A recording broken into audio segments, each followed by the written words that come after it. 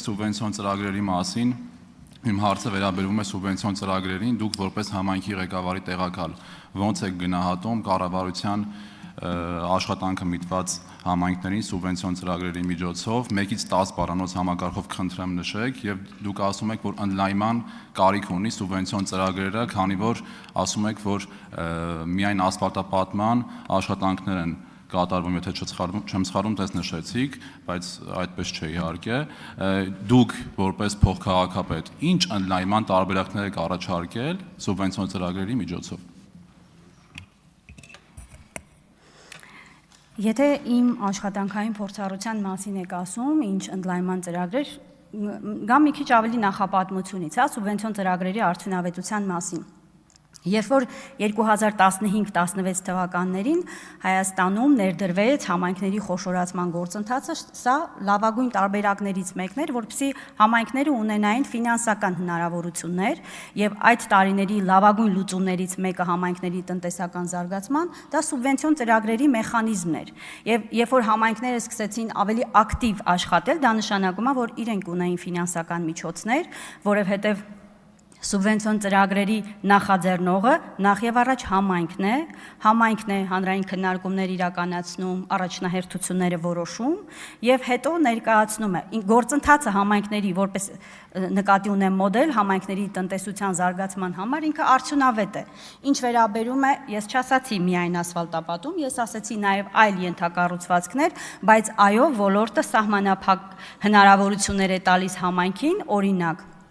սոցիալական բնակարանաշինության ոլորտում, օրինակ աղբահանության ոլորտում ենթակառուցվածքներ ստեղծելու։ Իմ առաջարկը նա է, որ համայնքներին տրվի հնարավորություն, համայնքներին տրվի գործիքակազմ, որպեսզի իրենք հանրային քննարկումների արդյունքում, իրենց տնտեսական զարգացման ծրագրերը կազմելու արդյունքում կարողանան առաջնահերթություն որոշել, թե որն է համայնքի զարգացման տարբերակը։ Արձագանք։ Տիկին Յոլյան, տեսեք, որ խոսում եք սուբվենցիոն ծրագրերից, սուբվենցիոն ծրագրերի ֆինանսավորումը էապես մեծացել է 2018 թվականի հեղափոխությունից սկսված եւ հենց մեր կառավարության աշխատանքի շնորհիվ, աշխատանքների շնորհիվ եւ ես ուզում եմ հասկանամ որն ա եղել խնդիրը, ինչն ա եղել խոչընդոտ ձեզ որպես Գորիս համայնքի ղեկավարի տեղակալ առաջարկություններով հանդես գալ եւ ձեր ասած ծրագրերը առաջ քաշել եւ համայնքում կատարվեն այդ աշխատանքները։ Չնայած Գորիս համայնքում այսօր մենք տեսնում ենք եւ ինչպես նաեւ բոլոր Հայաստանի Հանրապետության համայնքներում անկախ նրանից ընդդիմադիր թե իշխանական համայնքապետը կատարվում են բազմաթիվ աշխատանքներ թե ուղիղ պետական ֆինանսավորմամբ, թե դոտացիաների միջոցով եւ թե սուբվենցիոն ծրագրերի միջոցով։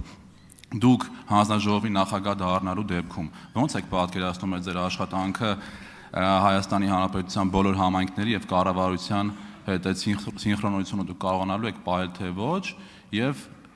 ոնց եք գնահատում ձեզ որպես գորիսեցիները ձեզ ոնց են վերաբերվում քաղաքում։ Շնորհակալություն։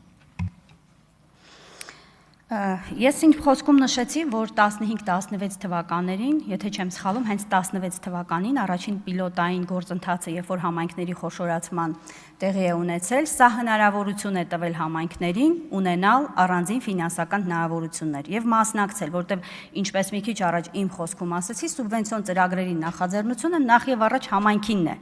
1 միլիոն դրամ բյուջե ունեցող բնակավայրը բնականաբար չէր կարող մասնակցել եւ սուբվենցիոն ծրագիր իրականացնել։ Բայց երբ որ համայնքները խոշորացել են, որոշակի ֆինանսական ռեսուրսները տարբեր բնակավայրերի կենտրոնացվել են, սա համայնքներին հնարավորություն է տվել շատ ավելի ակտիվ մասնակցել։ Բայց նաեւ մի ուրիշ վատթարացող բանի մասին ասեմ, որ եթե օրինակ նախկինում համայնքի բաժինը շատ ավելի փոքր էր եւ կառավարությունը ավելի մեծ ներդրումներ էր ունենում, վերջին տարիներին որոշ ոլորտներում այդ ներդրումները նվազել են։ Իմ փորձառության մասին ես ունեցել եմ, քանի որ ժամանակ չկա, ներողություն եմ խնդրում, անձամբ սոցիալական բնակարանաշինության ծրագիր որպես առաջարկ ներկայացրել եմ եւ քանի որ ոլորտում դա չի եղել որպես ոլորտային ընթացակարգ, ծրագիրը չի ընդունվել, բայց կարծում եմ, որ լավագույն մոդելը, որպեսզի հետագայում դա դիտարկվի։ Շնորհակալություն, Զարուհի Բաթոյան։